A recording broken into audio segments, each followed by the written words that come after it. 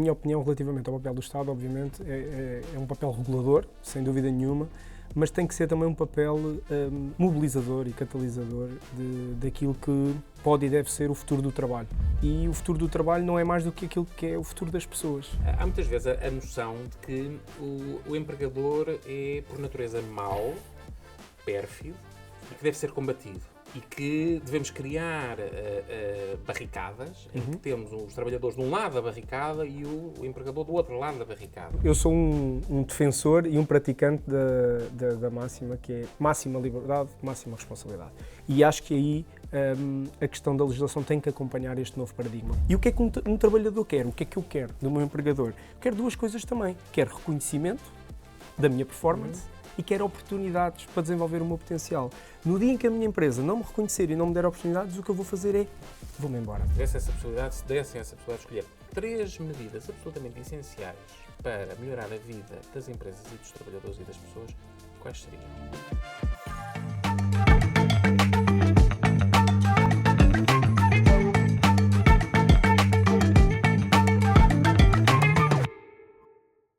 Olá, bem-vindos ao Laborcast, o vosso videocast dedicado ao direito do trabalho e à gestão de pessoas. Procuramos trazer até si as últimas tendências, análise e discussões sobre o mundo do trabalho.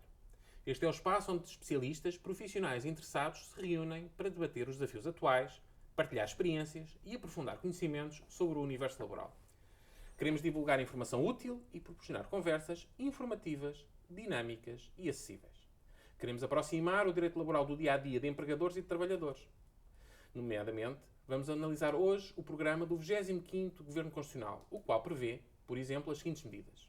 Atualizar a trajetória de aumento do salário mínimo nacional, proceder à revisão da legislação laboral para, nomeadamente, melhorar a adequação do regime legal aos desafios do trabalho na era digital, equilibrar a proteção dos trabalhadores com uma maior flexibilidade dos regimes laborais, o que é essencial para aumentar a produtividade e a competitividade das empresas.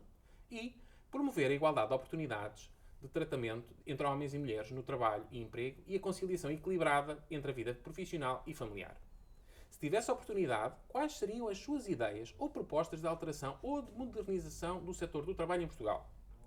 Para nos ajudar a refletir sobre estas e outras questões, temos o prazer de receber João Miguel Rodrigues, Chief People Officer e membro da Comissão Executiva da OBEI Portugal. A OBEI Portugal é uma consultora de tecnologia e integração de sistemas de informação. Tem cerca de 1.450 trabalhadores. Uma das missões do nosso convidado consiste em criar e implementar um conjunto de práticas e processos capazes de contribuir para a atração, desenvolvimento e retenção de talentos.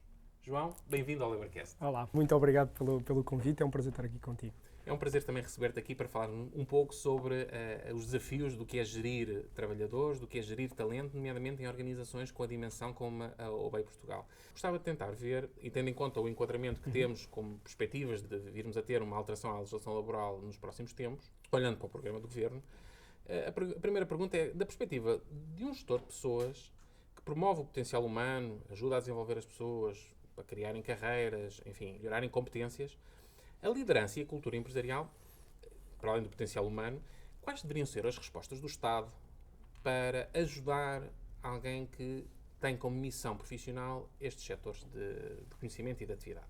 Muito bem. Então, a minha opinião relativamente ao papel do Estado, obviamente, é um papel regulador, sem dúvida nenhuma, mas tem que ser também um papel mobilizador e catalisador daquilo que pode e deve ser o futuro do trabalho. E o futuro do trabalho não é mais do que aquilo que é o futuro das pessoas. E esse lado humano tem que estar de facto visível. Aquilo que eu sinto muitas vezes falta é de uma visão de longo prazo. Ou seja, eu tenho sentido que muitas das medidas que temos são quase um pense rápido, não é? De tentar reagir em vez de ser algo mais proativo. Numa ótica de empregador, digamos assim, e de gestor, aquilo que eu sinto, obviamente, é que as nossas empresas são um reflexo da nossa sociedade, não é? Porque as pessoas, no fundo, são muito mais do que colaboradores de uma empresa. Elas vivem numa sociedade e acabam por levar para a empresa muito daquilo que é a cultura do país em que vivem, mas muitas das vezes, e hoje essa é uma realidade, também a cultura dos países de origem, quando estamos a falar de colaboradores que vêm de outros países. Em todo este processo transformador, é essencial que o papel do Estado seja de ter uma visão para aquilo que nós queremos. E Desde logo, eu acredito que é muito necessário a questão da formação, obviamente, da educação, do ensino, é extremamente importante para aquilo que vão ser os profissionais do futuro, os profissionais de agora, e aí acredito que o papel do Estado é muito mais importante do que o papel das empresas. Eu costumo dizer que é muito mais fácil para uma empresa dar formação de cariz técnico do que propriamente comportamental.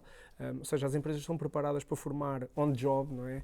Novos profissionais, isto independentemente da dimensão das empresas, mas tem muito mais dificuldade em formar pessoas, porque aquilo que nós queremos é que as pessoas já venham com uma base comportamental, e aqui vamos falar de coisas que para mim são essenciais, como soft skills, desde a comunicação, os valores, obviamente, não é? de ética, de responsabilidade, etc., que são essenciais, seja num recém-licenciado, seja num profissional maduro. Portanto, a questão das soft skills é determinante, e começarem a ser trabalhadas o mais cedo possível, e depois já podemos ir como é que podem ser trabalhadas, mas esta vertente. Depois existem, a meu ver, duas matérias de literacia cada vez mais essencial, que é a literacia financeira e a literacia digital, que tem que fazer parte, efetivamente, do nosso sistema de ensino. Todos nós temos que ter, porque faz parte da nossa vida hoje em dia. Tanto a questão financeira como a digital acabam por... já não tem a ver só com o trabalho, tem a ver com a nossa vida. E que depois acaba por impactar naquilo que é a nossa relação entre empregador e colaborador, sem dúvida nenhuma. É um choque à entrada do mercado de trabalho, não é? Exatamente. E depois há uma outra matéria que eu acho que é, eu diria, crítica e fundamental, e tu falaste disso há pouco, que é a questão da liderança. A verdade é que nós temos que encontrar uma forma, e acho que o Estado tem alguma cota-parte de responsabilidade nisso também, de, eu não diria produzir, mas de formar líderes. Formar líderes, lá está, que tanto ao nível daquilo que são os valores fundamentais, digamos assim, da nossa sociedade, como depois das suas competências, etc., estejam preparados para os desafios que as empresas... Porque, repara, é um bocadinho como os nossos filhos, não é? Nós estamos a prepará-los para um dia eles entrarem num sistema em que vão ser... por exemplo, nas escolas, vão ter educadores que vão trabalhar com eles. Os meus filhos, óbvio que gostava, talvez, que os meus filhos um dia pudessem também eles próprios ser líderes, mas até lá eles vão ser liderados.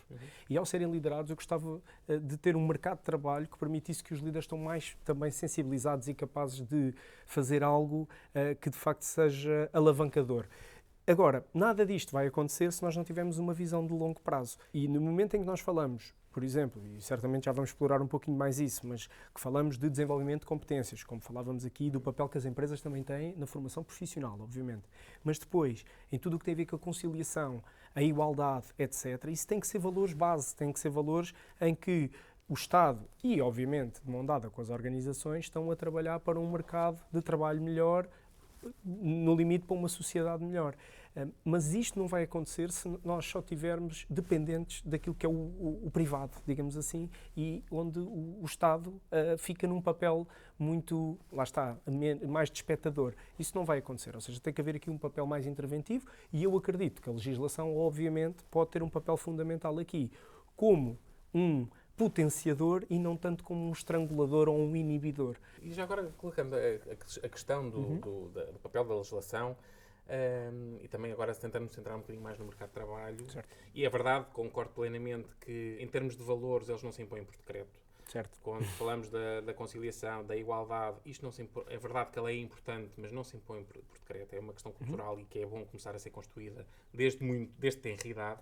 Mas indo ao mercado de trabalho, há muitas vezes a noção de que o empregador é, por natureza, mau, pérfido, e que deve ser combatido. E que devemos criar barricadas, em que temos os trabalhadores de um lado da barricada e o empregador do outro lado da barricada. Eu estou provavelmente a exagerar na imagem, mas é um pouco para dar a ideia de que muitas vezes se fala desta forma, das barricadas, do confronto. A pergunta é se devemos olhar para esta visão do mercado de trabalho ou se devemos deixar de lado certos paternalismos ou concepções ultrapassadas das relações laborais e dar mais autonomia ao empregador e ao trabalhador.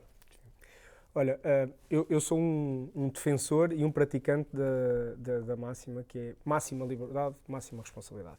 E acho que aí a questão da legislação tem que acompanhar este novo paradigma, porque há um novo paradigma, e o paradigma, eu até tenho um artigo escrito sobre isso, por exemplo, sobre a gestão de carreiras, em que normalmente toda a gente acha que a gestão de carreiras é um bicho de 7 cabeças. Então eu escrevi um artigo que diz que é um bicho de 4 patas. Porquê é que é de 4 patas? As 4 patas são o que solidificam para mim aquilo que é o potencial de uma carreira, que no fundo é um jogo entre empregador e trabalhador, que é 2 coisas que todo o empregador quer e 2 coisas que todo o trabalhador quer. Então vamos lá, quais são essas patas? Por um lado, o que é que o empregador quer de um trabalhador? Quer produtividade, ou seja, quer performance, vamos chamar assim, quer performance, e quer potencial. Performance naquilo que faz hoje e potencial para fazer novas coisas que o negócio assim o obriga.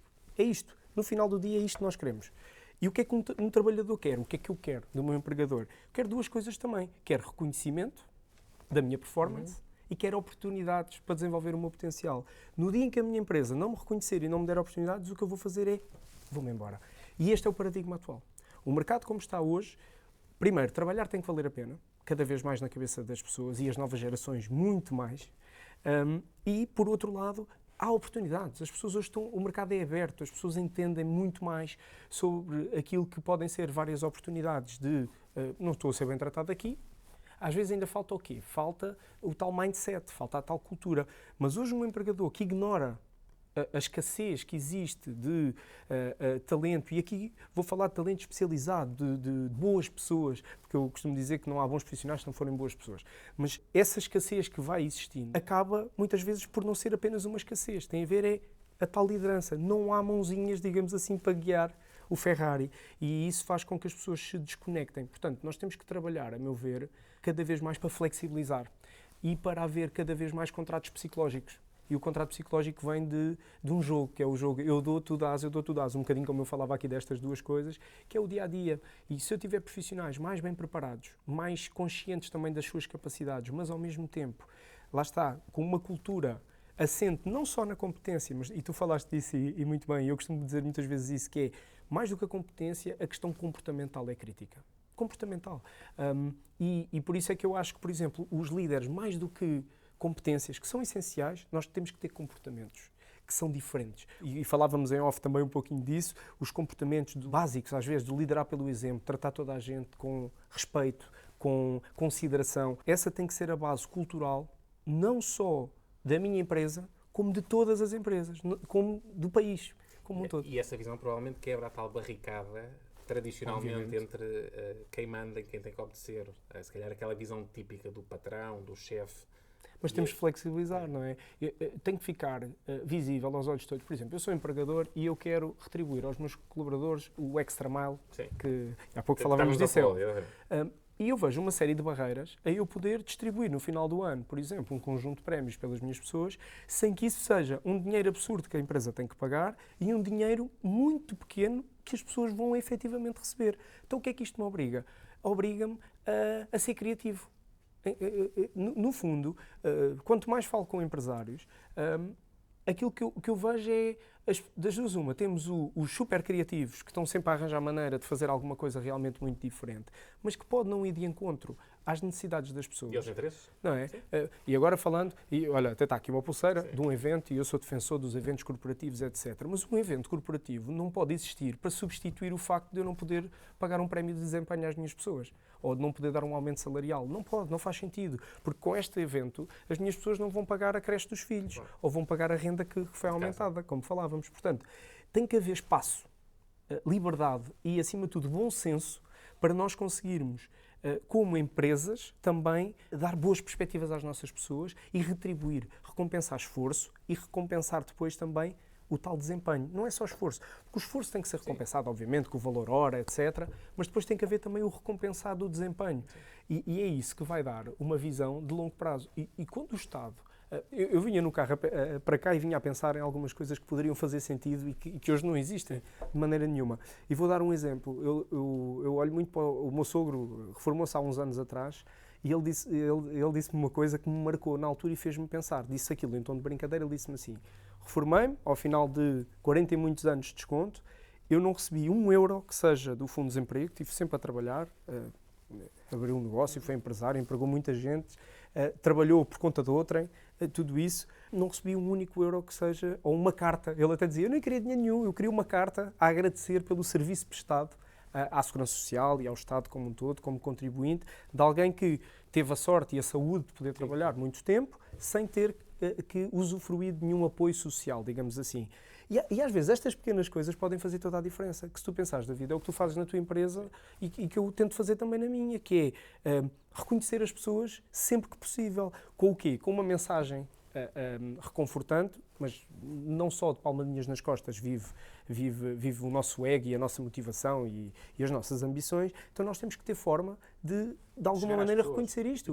É o quê? Com uma dedução no IRS ao final de X anos em que a pessoa teve a trabalhar consecutivamente, a descontar e que não teve necessidade de recorrer a nenhum apoio social. Essa pessoa merece ou não merece um pequeno prémio? Por pequeno que seja, cada vez mais a legislação, as políticas sociais têm que acompanhar aquilo que é a nossa mente. E criar incentivos para conduzir as pessoas para aquilo que se pretende. Exatamente. E temos que reconhecer, incentivar, e eu acredito muito nisso. Acredito nisso como forma também das pessoas sentirem que vale a pena realmente o esforço e que vale a pena trabalhar, seja por 2 horas por dia, porque não dá para mais, porque, por exemplo, estamos a falar de um cuidador, mas que quer contribuir, que quer ser ativo, e nós temos que encontrar a forma de flexibilizar a legislação para permitir que isso aconteça. Ou, eventualmente, as pessoas mais numa fase final da carreira que querem continuar a ser úteis e não ter um corte abrupto de repente, terem uma vida profissional cheia, de repente chegam à reforma e o vazio. E atenção, era isso que eu ia dizer. Perdem-se competências, as pessoas... Inclusive, perdem-se da própria vida em si. Exatamente. Ou seja, temos pessoas que têm problemas do foro psicológico, inclusive, de motivação, de se reencontrarem por esse travão abrupto. Puxa-se um travão de mão aos 65, aos 66, aos 67, não interessa. E uma pessoa que trabalhava 10 horas por dia durante 40 anos, de repente, tem um vazio. Sim. E nós temos que encaixar essas pessoas. Hoje, quando se fala muito dos mais 50, não é? Nós temos que começar, de facto, a pensar nessa perspectiva, em tudo o que nós temos para aprender com estas pessoas e, lá está, flexibilizar para mim é o caminho. Provavelmente de encontrar uma forma de considerar, de facto, novas formas de trabalho, novas formas de prestar serviços com alguns, obviamente, algum suporte de legislação que os proteja, mas, por outro lado, também muito suporte da legislação para os libertar, a eles e aos trabalhadores, efetivamente, por conta de outrem. Eu costumo dizer, e de certeza que já vamos aí, mas há uns anos dizia isso ao meu CEO, que dizia, João, não tenho dúvidas que daqui a uns tempos, aquilo que eu te vou pedir não é um aumento salarial. Daqui a uns anos, o que eu te vou pedir é mais tempo para viver.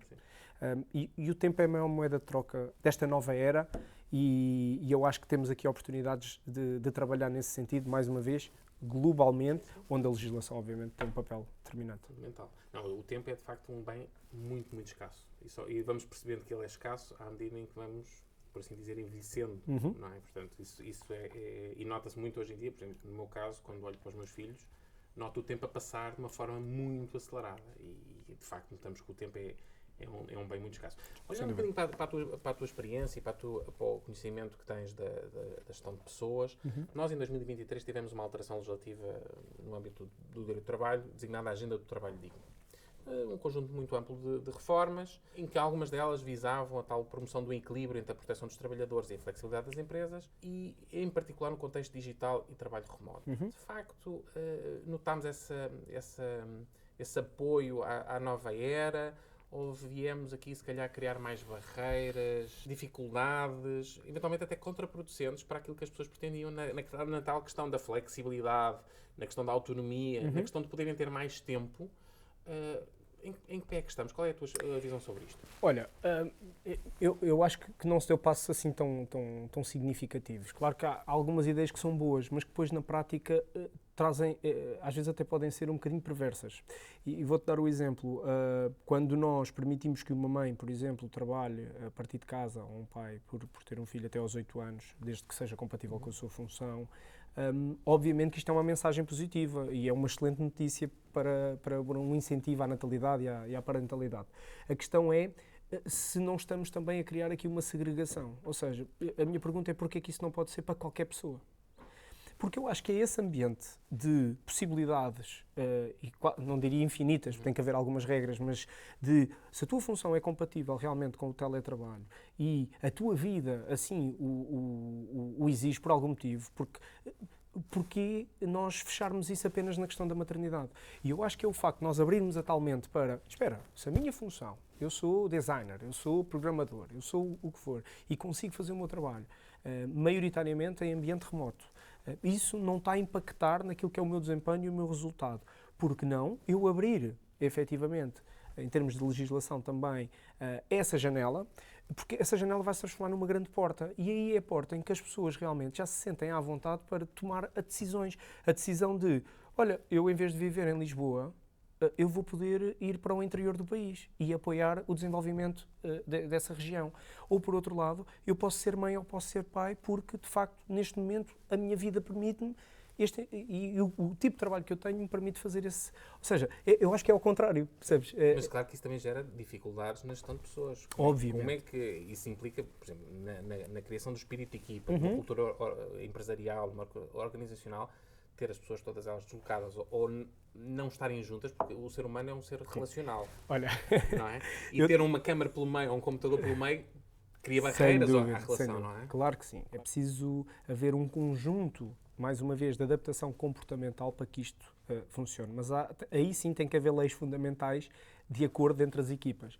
E a liderança aí é essencial, que é quando nós começamos a deixar de delegar tarefas e passamos a delegar responsabilidades, por exemplo. E eu vou-te contar uma coisa que tenho dito eu faço uma coisa internamente que se chama de entrevistas de engagement.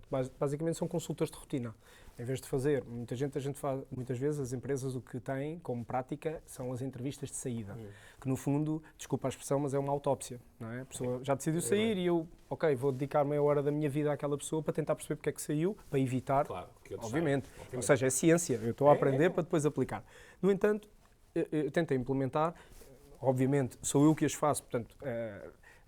é com uma cadência menor do que aquela que eu gostaria, mas a verdade é que eu aprendo muito, sinto o pulso à organização, entendo como é que as pessoas se sentem efetivamente, como é que se sentem relativamente a decisões que tomamos. E eu costumo dizer uma coisa, nós somos adeptos do smart working, infelizmente não consigo ter smart working para toda a dimensão da organização, porque depende muito das características da função. Por exemplo, sendo uma empresa de consultoria, tenho muitas pessoas alocadas a projetos em que tem que ser 100% presencial, por exemplo. Ou seja, depende aqui um bocadinho das características. Mas em todas, mais uma vez, em todas as funções que nós sentimos que é compatível e que é execuível, smart working. Isto é, há total liberdade para, entre a liderança e a equipa, definirem como é que é as idas ao escritório, etc. E eu, nestas entrevistas, uma das coisas que eu digo às pessoas, na pequena introdução que faço é, malta, então, estamos aqui para falar de forma super informal, obviamente vamos falar das coisas que estão menos bem e que podiam ser melhores, mas devemos também focar-nos nas coisas boas. E esta questão que estavas a tocar é exatamente essa. E eu vou contar aqui uma anedota que eu costumo contar. Em todas estas entrevistas conto esta anedota, a malta que já está farta, que é a maneira simples de nós percebermos isto, que era uma senhora que tinha 2 galinhas. Ela vivia sozinha, isolada, no interior do país, e só tinha 2 galinhas. E ela adorava aquelas 2 galinhas, era uma paixão tremenda, e há um dia que uma galinha fica doente. E ela estava desesperada. Como é que eu vou resolver isto? Como é que eu vou tratar desta galinha que está doente? E no desespero de tratar a galinha que está doente, o que é que ela decide fazer? Mata a galinha que está boa e faz uma canja para a que está doente ficar melhor. E isto é uma anedota muito estúpida. Mas a verdade é que é isto que acontece nas nossas empresas. E o que está a acontecer em muitas empresas é que, para aumentar a proximidade com os colaboradores, o que estão a fazer é mandar abaixo o maior dos benefícios que as pessoas sentiram com a evolução daquilo que foi o Covid, não é? Que foi a questão do smart working, do teletrabalho, e nós deixámos as pessoas experimentar o repousado, adoraram aquele repousado, e agora o que estamos a dizer é a única forma de combater o que não está bem é toda a gente ir para o escritório. Eu acredito que há aqui um meio termo, e que há de haver aqui alguma coisa que nós possamos fazer, e pelo menos na UBEI está a resultar, que é o contrário. O que eu lhes disse foi, este é o A, que fomos obrigados todos a ir para casa. O C, o ponto C, é virmos todos para o escritório novamente para recuperar a cultura que tínhamos. Mas há de haver aqui um B. E eu só vou para o C quando o B não resultar. E o B é dar responsabilidade às pessoas. As pessoas têm que entender que não funciona 100% remoto da mesma maneira que funciona 100% presencial. As pessoas precisam de se conectar, precisam de estar juntas. Hoje, por exemplo, eu tenho a minha equipa, a esmagadora maioria foi ao escritório. Porquê? Porque nós à sexta-feira falamos, olha, quando é que vais e tal? Olha, vou quarta-feira. É um momento que temos para irmos almoçar juntos, para estar juntos, resolver alguns problemas que são muito mais fáceis de resolver no presencial. Agora, isto é preciso haver o quê? Bom senso, responsabilização E, mais uma vez, depois é decisões, é o comportamento, é o dia-a-dia. E, como é óbvio, há comportamentos que podem ter que ser corrigidos. Isto tudo para dizer o quê? Que, em termos de legislação, mais uma vez, eu acredito que a flexibilização é essencial. Para quê? Para podermos, sempre, que foi o que não aconteceu, setorizar também. Obviamente, eu estou aqui a falar de uma realidade que não é a realidade de toda a gente. Não é? O setor da restauração, se alguém tiver a ouvir que tem uma cadeia de restaurantes, este gajo é maluco, como é que eu vou pôr as pessoas em teletrabalho ou num hospital? Portanto, tem que haver outras formas, obviamente, de flexibilizar. E há. Agora, para haver, tem que haver também uma legislação que nos permite, no fundo, ser os tais criativos, mas um criativo que está dentro da lei e que protege os interesses dos colaboradores. É o empregador pérfido e mau que Exatamente. quer o mal do trabalhador. Porque não há nenhuma empresa que sobreviva com essa filosofia. E como eu te dizia, repara, hoje eu acho que já está muito ciente, e se falas com alguém que tem um restaurante, peguei no exemplo dos restaurantes, e eu, obviamente, a minha vida é isso, eu adoro falar com pessoas, adoro entender como é que está o negócio e quais são os desafios, e gosto muito de trazer realidades diferentes também para a minha realidade e o contrário. Acho que aprendemos muito com isso. E uma das coisas que nós mais ouvimos é, o problema é sempre as pessoas, é a contratação de pessoas, é as pessoas irem embora, é não ficarem, e muitas das vezes tem a ver com os empresários, ou porque não sabem, a tal questão da liderança, mais uma vez, e outras das vezes porque se sentem de braços e mãos atadas também. No setor da atividade da empresa onde estás, a tecnologia é fundamental. E há agora, hoje em dia, um elemento que é incontornável, que é o tema da inteligência artificial. E há duas visões muito próprias sobre a inteligência artificial, entre outras, mas eu escolhi aqui duas. Uma delas é ver a inteligência artificial como uma arma incendiária de alto poder destrutivo de postos de trabalho. Certo. Quase bomba atómica. Ou, por outro lado, uma aliada para melhorar a produtividade e a conciliação entre a vida pessoal e familiar. Onde é que estamos? Olha, neste momento estamos ainda numa fase muito, como é que eu ia dizer, de ficção científica. Ou seja, fala-se muito do que vai acontecer, mas as pessoas ainda não estão a sentir na prática tudo o que vai acontecer. Eu claramente tenho a certeza que estou do lado de quem acredita que é uma ferramenta poderosíssima e acho que temos em mãos a maior oportunidade da nossa vida, da nossa geração, em fazer uma coisa realmente marcante e transformadora para o mercado. E quando eu falava da tal visão de longo prazo, em que o Estado tem que estar incluído, a inteligência artificial parece-me de facto o tema. Parece-me o tema no sentido em que nós não devemos deixar ou nas mãos apenas dos empregadores, cada um à sua velocidade, de estar a trabalhar a inteligência artificial. Obviamente tem que ter liberdade também para isso, mas eu acho que como sociedade nós temos que utilizar a inteligência artificial para uma das coisas que tu apontaste, e é o desafio que eu deixo também aqui, que é começarmos a pensar, porque tem implicações na legislação laboral também, começarmos a pensar na inteligência artificial como uma ferramenta que nos vai ajudar, de facto, a mudar o paradigma do trabalho para um foco na produtividade e não nas horas de trabalho, por exemplo, na entrega do valor. É isso que eu sinto, na experiência que tenho com a ferramenta, é isso que eu sinto nas minhas pessoas e que acho que vai efetivamente acontecer se nós assim o quisermos. E a partir do momento em que eu trabalho desde uma fase, como estamos agora, que eu diria que é quase uma fase zero, se avançarmos daqui para a frente com um objetivo comum, que é, vamos então dar mais integração entre a vida pessoal e profissional, vamos, por exemplo, focar-nos efetivamente em reduzir os horários de trabalho e em ter pessoas a dedicar menos horas ao trabalho, ou seja, menos tempo a trabalhar e mais tempo a viver, é porque eu não estou a ver como é que vai haver conciliação sem que isso aconteça, sem que haja tempo, a tal moeda de troca.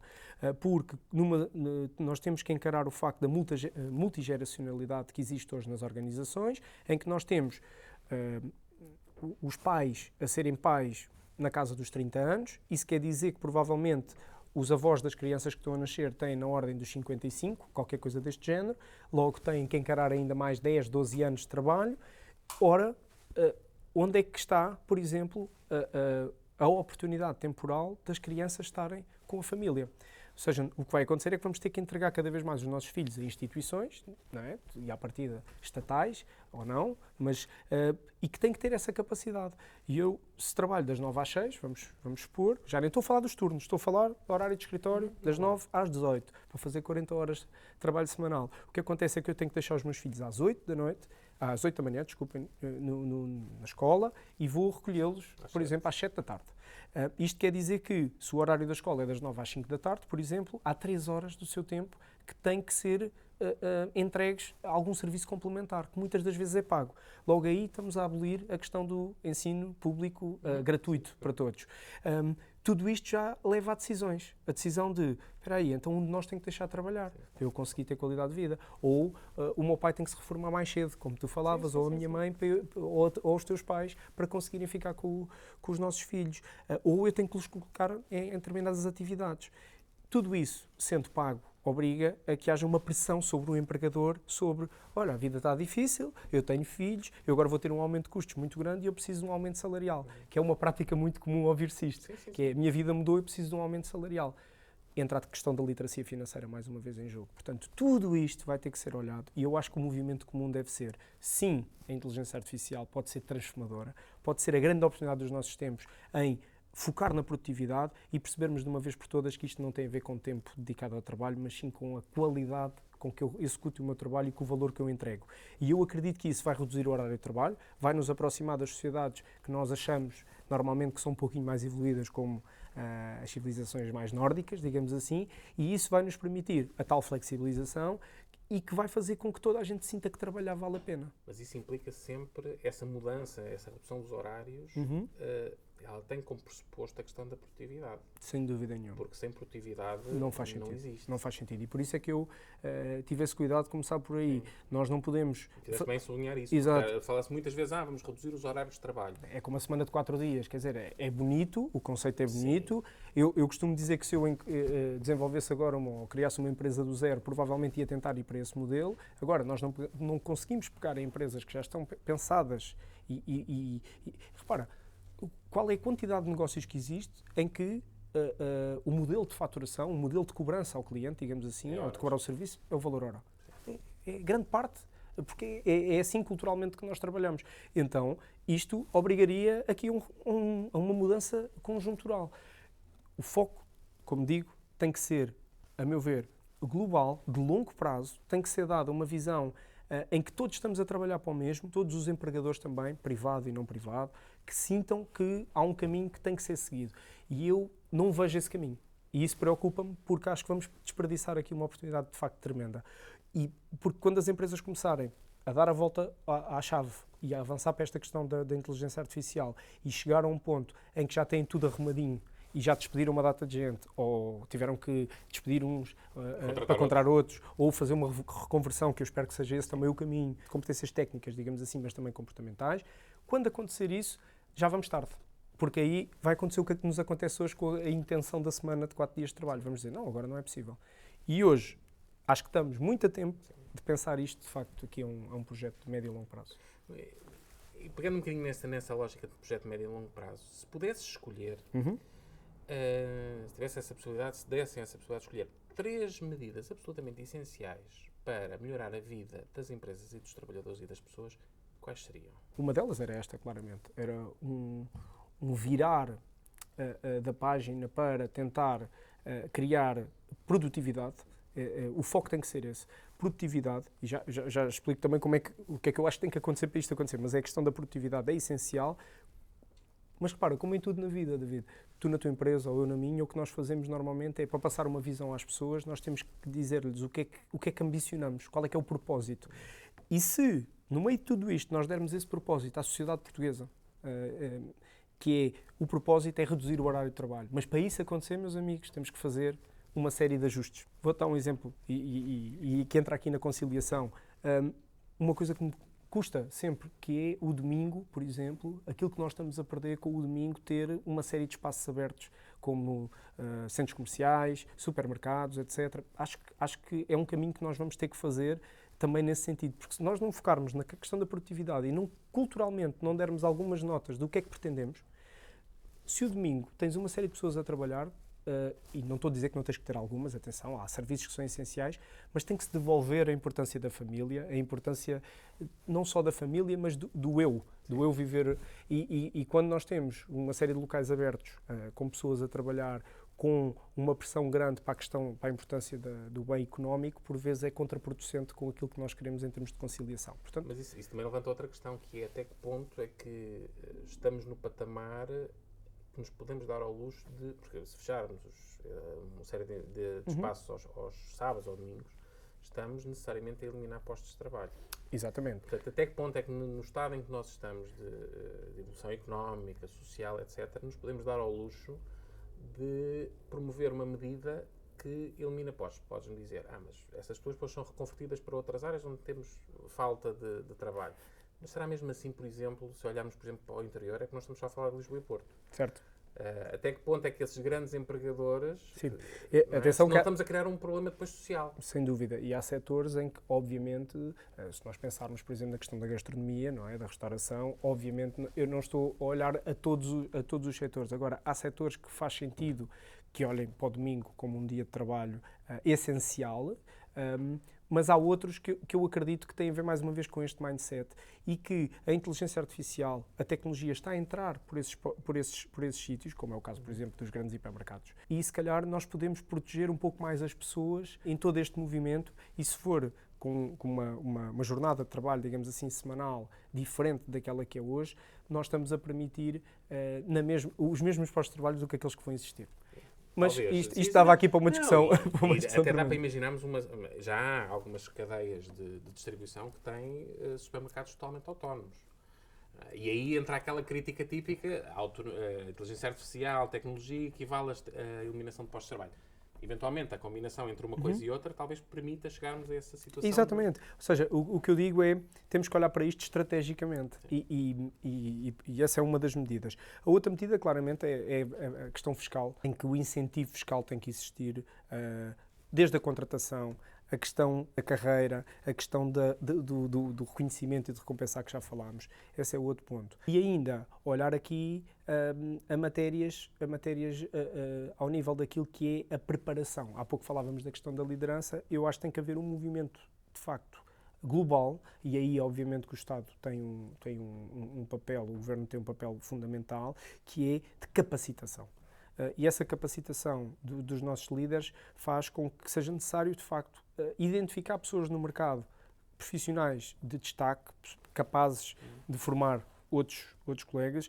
Eu sou um defensor aférrimo de programas de mentoria. Eu acho que é essencial. Acho que temos muito a aprender com os americanos, por exemplo, e nós temos que começar a ser cada vez mais mentores uns dos outros e aprender uns com os outros. E isso tem que fazer parte da nossa cultura. E isso só acontece, mais uma vez, quando o Estado se alia ao mundo privado, do tecido empresarial, para chegar até às nossas escolas.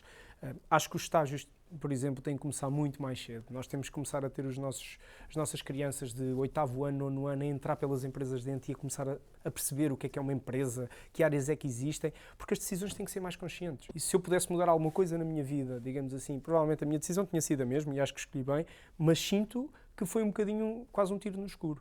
Sim, por exemplo, pedem às crianças ou jovens para decidir no 9º ano qual é a área que querem seguir. Sem nunca terem entrado numa empresa.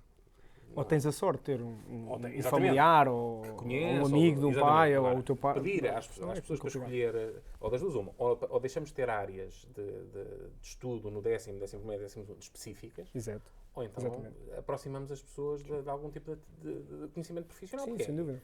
Acontece muitas vezes as pessoas escolherem uma área que depois não gostam. Sim, e repara, e agora falaste aí de uma coisa também muito importante. Nessa matéria de ensino, eu cada vez acredito mais em apostar-se fortemente também no ensino profissional, claro, não é? Nos cursos técnico-profissionais que preparam as pessoas realmente para o mercado de trabalho. Nós temos que entender Temos uma enorme carência de técnicos. O nosso tecido empresarial, de grandes empresas, que normalmente têm condições para outro tipo de programas, outro tipo de investimento a esse nível, estamos a falar de menos de 1% do tecido empresarial português. Ou seja, nós temos que ajudar os nossos empresários também a conseguir contratar e sentir que aquilo tem um reflexo, não diria imediato, mas num curto espaço de tempo naquilo que é o seu negócio. E esse é o nosso tecido empresarial. E não vale a pena ignorá-lo. Sim, não vale. E a tal mentoria junto, porque depois temos aqui aquela questão geracional. Nós neste momento temos muitos empresários, temos muitos líderes que acabam por estar a conviver com gerações que estão, por vezes, até mais preparadas para determinados contextos do que essa própria pessoa. E se nós, culturalmente, não tentarmos incutir nos líderes determinados comportamentos de lá está, em vez de delegar tarefas, de ser ele próprio a fazer tudo, o fazedor, e passar a ser o formador, alguém que prepara a nova geração para deixar um legado, seja familiar ou não familiar, mas isso só se faz com muito treino. E é aí que eu acho que estes programas de mentoria cofinanciados podem fazer todo Estamos quase a terminar, a conversa está a fluir um ritmo alucinante, mas não queria deixar de terminar o episódio de hoje sem olharmos um bocadinho para o OBEI Portugal e aqui para uns temas em particular e tentar perceber um bocadinho que bons exemplos ou que exemplos poderás transmitir. E a pergunta é esta: de que forma a OBEI Portugal tem promovido a igualdade de oportunidades e a conciliação, como temos estado a falar, entre a vida pessoal e familiar, e que desafios práticos ainda identifica neste domínio? E, em particular, se poderias dar alguns exemplos concretos dessas práticas aqui para deixarmos marcado no episódio. Muito bem. Tentamos diversificar ao máximo, no sentido de... Quando diversificamos, eu acho que estamos a trabalhar também um pouquinho a questão da igualdade, dar igualdade de oportunidades a pessoas que querem coisas diferentes, porque nem todos, por exemplo, dou aqui este exemplo da questão de, se calhar em determinados momentos da nossa vida, um seguro de saúde é muito importante, noutros momentos era muito mais importante ter eventos sociais onde conhecemos pessoas e aumentamos a nossa rede de contactos, ou seja, aí diversificar é muito importante. Em termos, por exemplo, da questão da conciliação que falas, nós certificámos-nos o ano passado na NP 4552, que é exatamente a norma portuguesa para a conciliação da vida profissional e vida pessoal. E algumas das boas práticas que tentamos trazer é de facto considerar o ambiente pessoal de cada um de nós. Uma das coisas que fazemos, por exemplo, é tentar recompensar antiguidade com o tempo. Nós temos uma coisa que se chama os dias de folga extra e aquilo que fazemos é que, à medida que nós vamos aumentando o nosso tempo na empresa, vamos adquirindo a oportunidade de gozar dias extra após as nossas férias para nós, ou para estar com a família, ou para o que é que seja. E isso faz com que, por exemplo, alguém com 2 anos de OBEI passe a ter 22 dias de férias e um dia de folga extra para gozar após o gozo das férias. Quem está há 10 anos, por exemplo, tem 5 dias, todos os anos, ok? Todos os anos tem mais 5 dias de folga extra. Esta é uma das formas de nós tentarmos também, mais uma vez, equilibrar a balança e tentar recompensar as pessoas, não apenas numa vertente financeira, mas também de equilíbrio da sua vida, em que o tempo é essencial. Medidas como o apoio escolar que damos anualmente, e agora por acaso, portanto, no verão, antes do início das aulas, a todos os colaboradores com filhos e enteados, por exemplo, portanto, com dependentes, no fundo, que vai desde os 0 anos até aos 25 anos, portanto, com valores um pouquinho diferentes. É uma medida que também sentimos que faz todo o sentido para quem tem filhos. Depois temos muita coisa direcionada mais até para o bem-estar como um todo, ou seja, nós temos um programa de saúde e bem-estar que é o Pulse, onde entra uma série de coisas. Temos desde meses temáticos direcionados para o bem-estar, e aqui pode ser desde o bem-estar físico, com torneios, com dicas de boas práticas, com, por exemplo, workshops com nutricionistas, personal trainers, o que seja, ginástica laboral, coisas deste género, como depois temos bem-estar financeiro, por exemplo, que é tão importante, onde tentamos também aproximar profissionais que são capazes de dotar as nossas pessoas de algumas boas práticas. Uma coisa que eu acho que é crítica e que tenho muito orgulho em termos também é nós temos uma parceria que nos permite ter consultas, por exemplo, psicologia e acompanhamento psicológico para todos os colaboradores e familiares diretos, se assim for necessário, para todos os colaboradores. Eu acho que é de facto algo muito relevante e, mais uma vez, use ou não use, dá conforto. E eu acho que tem muito a ver com isto. Eu costumo usar este exemplo, que eu acho que é interessante. Os benefícios nas organizações, no fundo, é como ter piscina em casa. Todos queremos. Pois uns usam, outros não. Mas o facto de querer ter piscina depois é uma decisão minha. E é um pouquinho isto que todos queremos. Nós todos queremos ter uma casa com piscina, depois logo se vê se tenho tempo ou vontade de ir à piscina. Tenho que tratar dela e tal, mas é um pouquinho o que acontece nas organizações. E eu acredito que esta visão permite que as pessoas trabalhem de forma mais confortável. E aqui temos que olhar para o conforto, não como algo que faz as pessoas estarem na zona de conforto e não sair dela, mas como algo que lhes vai dar estabilidade para depois fazer aquilo que têm que fazer, que é trabalhar na tal questão da produtividade e serem cada vez mais produtivos. Obviamente tenho aqui há algumas outras boas práticas, por exemplo, direcionadas para a questão da conciliação e um exemplo, nós fazemos anualmente um survey às famílias dos nossos colaboradores, ok? Que é tentar entender, junto das famílias, se as políticas e os benefícios que nós estamos a atribuir, se de alguma forma, como é que são vistos e como é que são vistos também pela família, como é que são valorizados. E eu acho que tem muito a ver com isto. Se calhar o maior dos benefícios que nós temos dentro da empresa é efetivamente escutarmos as pessoas. E eu sei que isto pode parecer até um bocadinho redutor, mas a verdade é que isto tem que deixar de ser uma boa prática, isto tem que passar a ser lei. Praticamente é. Mas isso só se faz quando trabalhamos a questão cultural e dotamos os nossos líderes de competências e comportamentos que permitam efetivamente considerar as pessoas, porque é aí que vamos quebrar as tais barreiras do medo e da imagem das empresas como um ser perfeito. Não, e isso leva a uma imagem muito que às vezes nos esquecemos, que a informação é poder. E, portanto, quanto mais informação tivermos, quanto mais informação nós dispormos e conseguirmos trabalhar com ela, isso é uma forma de poder, e se calhar um poder muito mais efetivo do que apenas o medo, o temor, não é? Sem dúvida. E para terminar, eu queria só dar aqui, e voltando aqui ao ponto das medidas que o Estado faz e que não duvido que estão cheias de boas intenções. Por exemplo, temos a questão do cheque, o cheque de formação digital, o cheque digital, de 750 euros.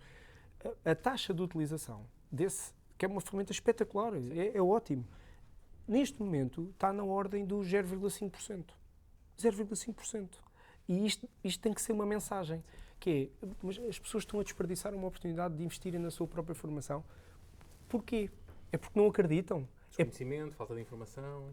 Será que é isso? Ou é a seguir, eu sei, mas não tenho tempo, não vale a pena, porque depois não vai ser remunerado ou retribuído. Se calhar é um misto. E ficar com a reflexão, porque é que nós temos uma medida tão boa, que pode ser tão útil e essencial para a tal estratégia de longo prazo e não está a ser utilizada pelos portugueses e no fundo pelos contribuintes que podiam usufruir de uma medida e que estão basicamente a ignorá-la. O que é que está a acontecer? E se calhar devíamos todos pensar um pouquinho nisso. É uma ótima questão para encerrarmos o episódio de hoje. João, muito obrigado pela tua disponibilidade para partilhares a tua visão e a tua experiência sobre estes desafios do mundo do trabalho. Estamos no início de muitos debates, muitos deles totalmente em aberto, outros com visões dispares sobre o seu respectivo enquadramento, e eu acho que é muito importante as mensagens que conseguiste passar aqui hoje, e portanto agradeço muito a tua participação e disponibilidade. Eu é que agradeço o convite, a consideração e obviamente a oportunidade também para passar um bocadinho a minha visão. Muito obrigado. Também. Obrigado, um abraço. Chegamos ao fim de mais um episódio do Laborcast. Esperamos que esta conversa sobre a Lei do Trabalho do Futuro tenha sido informativa e útil. Queremos saber a vossa opinião. Partilhem os vossos comentários e sugestões com a nossa equipa e nas nossas redes sociais. Não se esqueçam de subscrever o Laborcast nas plataformas Apple Podcasts, Spotify e YouTube para não perderem os próximos episódios. Convidamos-vos também a seguir o nosso blog, o Direito Criativo. Até à próxima semana.